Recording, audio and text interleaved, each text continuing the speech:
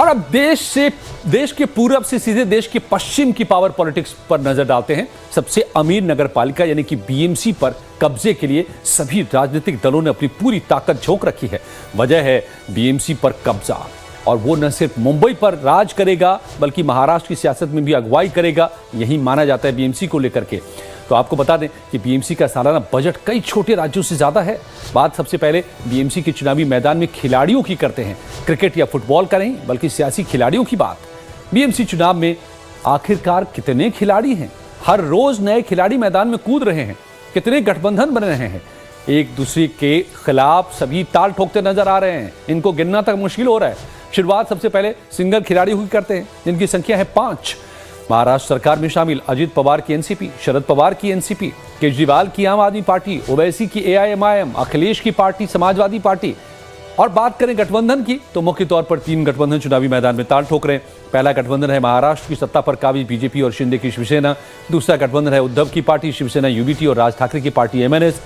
वहीं तीसरा गठबंधन है कांग्रेस और प्रकाश आंबेडकर की पार्टी वंचित बहुजन अघाड़ी यानी कि वीबीए। अब बात बीएमसी चुनाव मैदान में अकेले दम पर उतरे खिलाड़ियों की भी कर लेते हैं। डिप्टी सीएम अजित पवार की पार्टी एनसीपी बीएमसी में अकेले चुनाव के मैदान में डटी हुई है। एनसीपी ने बीएमसी चुनाव के लिए 37 उम्मीदवारों की पहली सूची जारी कर दी है, जिनमें कुछ मुस्लिम कैंडिडेट भी शामिल हैं। जो प्रमुख नाम हैं वो है वार्ड नंबर 3 के मनीष दुबे, वार्ड नंबर 40 के विलास दगड़ू घुले, वार्ड नंबर 48 से श्री पीटर डिसोजा और वार्ड नंबर 57 से अजय दत्ता विचारे को प्रत्याशी बनाया गया है।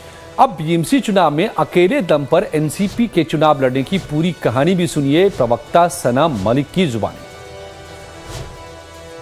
देता है, चाहे वोटिंग का हो चाहे कॉन्टेस्ट करने का हो, और हर पार्टी अपनी विचारधारा लेके चलती है। वो विचारधारा के हिसाब से वो जब आगे बढ़ती है तो जनता जो होता है, जनता उनको चुन के देती है, और चुनने के बाद जनता ही डिसाइड करती है कि कौन किधर बैठेगा, चाहे वो कोई भी धर्म का हो, कोई भी जात का हो, कोई भी प्रांत से आता हो या कोई भी भाषा वापर करता हो।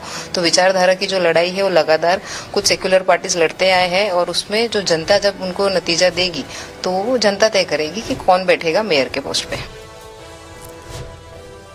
और वहीं केजरीवाल की पार्टी आम आदमी पार्टी ने भी बीएमसी में अपनी किस्मत आजमाने के लिए अपने प्रत्याशी उतारे हैं। आपने 2 सूची जारी भी कर दी है। बीएमसी के कुल 227 सीटों में से 36 सीटों पर अपने उम्मीदवारों के नाम घोषित कर दिए हैं। वहीं ओवैसी की पार्टी एआईएमआईएम ने भी मुस्लिम बहुल सीटों पर 7 से ज्यादा प्रत्याशियों की घोषणा कर दी है। तो अखिलेश की पार्टी समाजवादी पार्टी ने भी 21 रणबांकुरों को बीएमसी के चुनावी जंग में उतार दिया है। अब बीएमसी चुनाव में ओवैसी की एआईएमआईएम और अखिलेश की पार्टी एसपी ने आखिरकार किसी से गठबंधन क्यों नहीं किया? अकेले दम पर चुनाव लड़ने के पीछे क्या वजह है? जानते हैं एआईएमआईएम के प्रवक्ता वारिस पठान के जरिए क्या बता रहे हैं।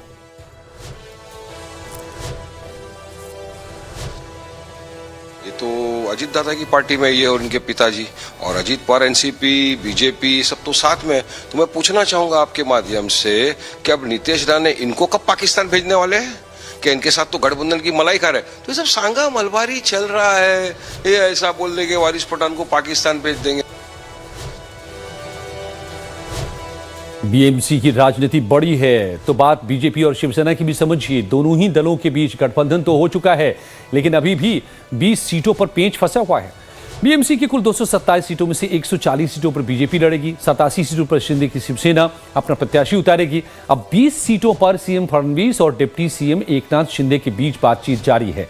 खबर है कि बीजेपी 150 सीटों पर लड़ना चाहती है, यानी कि 10 सीट और चाहती है। वहीं शिवसेना 100 सीटों से कम पर मानने को तैयार नहीं है। बीजेपी ने 86 उम्मीदवारों की अपनी पहली सूची भी जारी कर दी है, और इस घोषणा के साथ ही बीएमसी की बड़ी लड़ाई में बीजेपी की औपचारिक एंट्री हो चुकी है। पहले लिस्ट में तेजस्वी घोसालकर, गणेश खानकर, मनीषा यादव, मिलिंद शिंदे, आकाश पुरोहित जैसे नाम शामिल हैं। बीजेपी ने दूसरे दलों से आए नेताओं को टिकट भी दिया है। बीएमसी चुनाव और बीजेपी के साथ गठबंधन को लेकर क्या शिवसेना संजय निरुपम ने भी जो बयान दिए हैं। इस बीच महाराष्ट्र में पाला बदल का खेल भी जारी है। बीएमसी चुनाव से पहले एनसीपी शरद पवार को तगड़ा झटका लगा है। पार्टी की कद्दावर महिला नेता राखी जाधव ने चुनाव से ठीक पहले शरद पवार का साथ छोड़ दिया और बीजेपी का कमल थाम लिया। घाटकोपर से बीजेपी विधायक पराग शाह की मौजूदगी में राखी जाधव ने बीजेपी की सदस्यता ग्रहण की। सुनिए एनसीपी शरद पवार गुट छोड़ने और कमल थामने की पूरी कहानी क्या है। मेरे सिटिंग कॉर्पोरेटर्स जो है उनको मैं वहाँ पर उम्मीदवारी नहीं दे पाई, ये एक मेरे दिल में एक ख्याल है जो जिसको मैं समझती हूँ कि ये मेरा लोगों पे हुआ हुआ अन्याय है। तो इस वजह से भी मैं यहाँ पर मेरे उस पद को मैंने नकारा है। मैम, दोनों विचारधारा अलग है, भाजपा की अलग है, एनसीपी शरद पवार की अलग है। आपने भाजपा को चुना, क्या मुख्य और कारण हो सकता है आपका इस पार्टी में? देखिए, भाजपा में प्रवेश करते वक्त भाजपा के कोई नेता ने मुझे ऐसा नहीं कहा कि आपने आपके विचारधारा से कॉम्प्रोमाइज करना है। मुंबई शहर का विकास इस प्रायोरिटी से हम इस भाजपा का प्रवेश किया है और मैं समझती हूँ निश्चित रूप से मेरा ये जो निर्णय है इससे घाटकोपर के लोगों का विकास होगा, मेरे क्षेत्र का वहाँ पर विकास होगा और इसलिए मैं भाजपा में हूँ। तो घाटकोपर से बीजेपी के विधायक पराग शाह समेत आरपीआई प्रमुख रामदास आठवले ने राखी यादव को लेकर के भी बयान दिया। इसको भी सुनते चलिए। राखी यादव जी एक मुंबई की एक सक्षम कार्यकर्ता है, मुंबई की सक्षम लीडर है और घाटकोपर जहाँ का विधानसभा का मैं आज एमएलए हूँ और मैं भी कॉरपोरेटर रह चुका हूँ।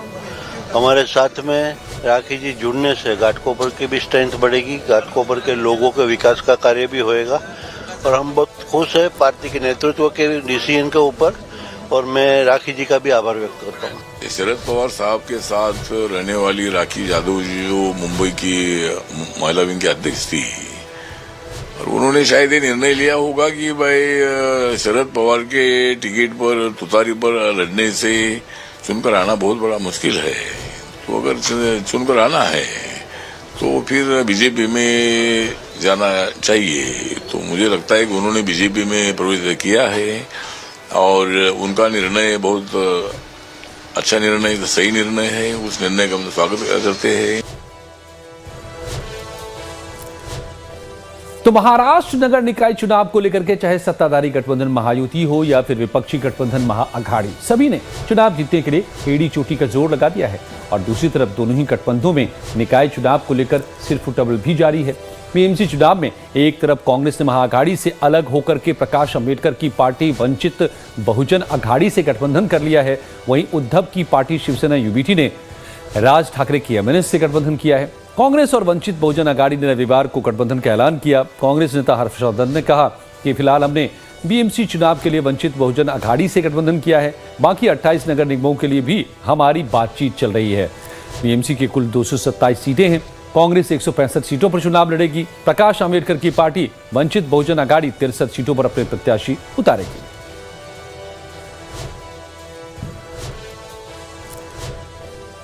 हम संविधान को भारत निर्माण करने का दोनों मंशा रखते हैं और आज दोनों का जो अलायंस हुआ है ये बहुत अच्छी बात है।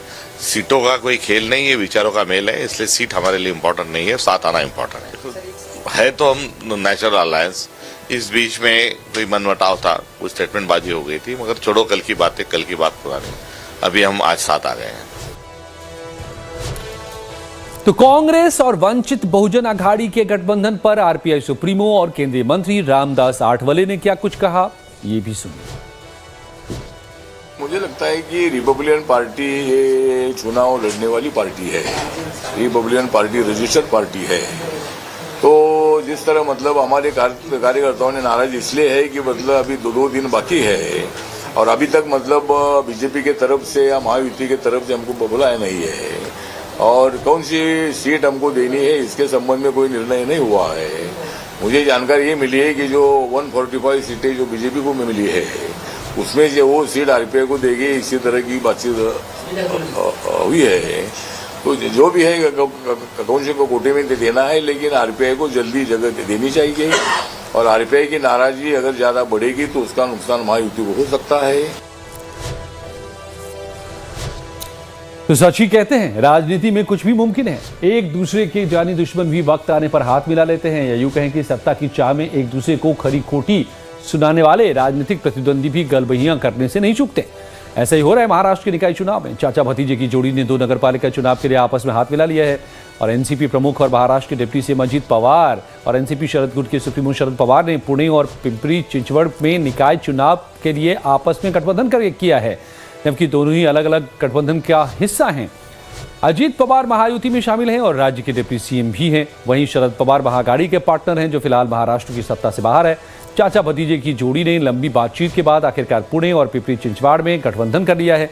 अब गठबंधन के मुताबिक एनसीपी 125 सीटों पर और एनसीपी एसपी यानी कि शरद गुट 40 सीटों पर चुनाव लड़ेगी, जो उनकी राजनीतिक ताकत का संकेत है। गठबंधन की इनसाइड स्टोरी ये भी है कि चाचा भतीजे को ऐसा लगता है कि बीजेपी की विस्तार नीति से भविष्य में उनकी सियासत पर असर पड़ेगा, खासकर चाचा भतीजे के गढ़ पुणे में, जहां शरद पवार का दबदबा रहा है।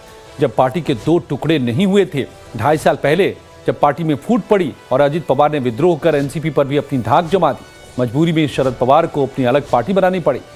अंदर की खबर है कि एनसीपी में बंटवारे के बाद चाचा भतीजे की ताकत लगातार कम होती जा रही है, लिहाजा दोनों ही दलों के जमीनी कार्यकर्ता चाहते थे कि अजित पवार और शरद पवार आपस में हाथ मिलाएं। प्रयोग के तौर पर ही सही, चाचा भतीजे ने पुणे और पिपरी चिंचवड़ के लिए संयुक्त तौर पर चुनाव लड़ने का ऐलान किया है। एनसीपी नेता सनी मलिक कहती हैं कि प्रयोग सफल रहा तो भविष्य की दशा और दिशा इससे तय हो जाएगी। अगर लोकल बॉडी लेवल पे अगर किसी ने अलायंस, हम जैसे हमारे राष्ट्रीय अध्यक्ष अजित दादा पवार ने राष्ट्रवादी कांग्रेस पार्टी शरद चंद्र पवार के साथ अलायंस डिक्लेयर किया है, तो एक विचारधारा के साथ लोगों के बीच में जाके उनकी जो समस्या है, उनका जो डेवलपमेंट का विषय लेके आगे बढ़ना है, तो ये मुझे लगता है सही तरीके से आगे बढ़ रहा है और इसमें कोई भी तरीके का प्रश्न उठाने की जरूरत नहीं। आप देखते आए होंगे कि हमने ये विचारधारा पूरी ताकत से लेके आगे बढ़ी है और साथ ही साथ उधर की भी विचारधारा सेम है, तो एक साथ मिलकर दोनों पक्ष लड़ रहे हैं और हमें यकीन है कि जीत के मुकाम पे लेके आएंगे। और अब यूपी के पावर पॉलिटिक्स की बात करते हैं।